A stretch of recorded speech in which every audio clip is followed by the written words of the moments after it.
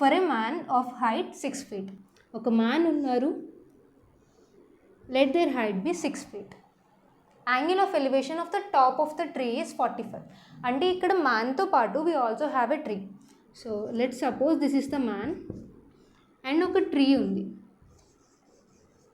Okay, మనం suppose చేసుకున్నప్పుడు ఒక ప్లేన్, ట్రీ అయినా మ్యాన్ అయినా గ్రౌండ్ మీదే కదా ఉండాలి. So this will be the same plane.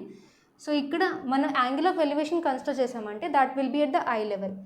So ఇక్కడ నుండి అనుకోవచ్చు, let's suppose this man as a straight line now. Okay, and the tree as the long line. Then you can see the triangles properly, the angles properly. So ఇది tree. Okay, ఇప్పుడు ఈ రెండు వాటి యొక్క distance 20 meters అయింది, man యొక్క height 6 అయింది, and ఇక్కడ నుండి యాంగిల్ ఆఫ్ ఎలివేషన్ ఉంది. ఓకే, ఒక మ్యాన్ ట్రీ యొక్క ద హైయెస్ట్ పాయింట్ని, టాప్ ఆఫ్ ద ట్రీని చూస్తున్నారు. That means angle of elevation ఇవ్వాలి. And this the level. So మనం రెక్టాంగిల్లా కన్సిడర్ చేసుకుంటే for measuring the angles, so this will be considered. So ఈ విధంగా ఒక డయాగ్రామ్ తీసుకున్నాము.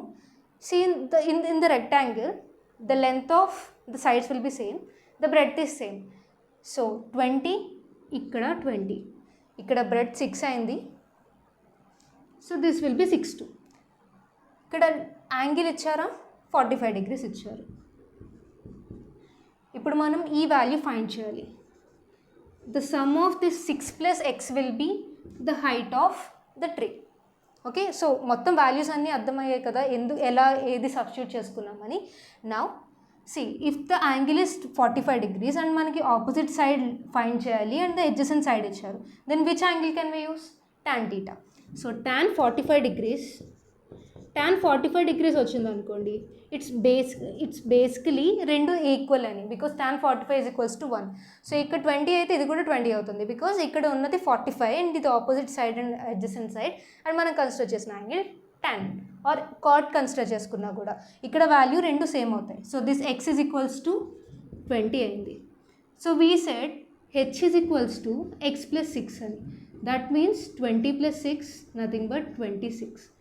ఇది మొత్తం వాల్యూస్ అన్నీ కూడా ఫీట్స్లో ఉన్నాయి. So this will B 26 feet. Answer D.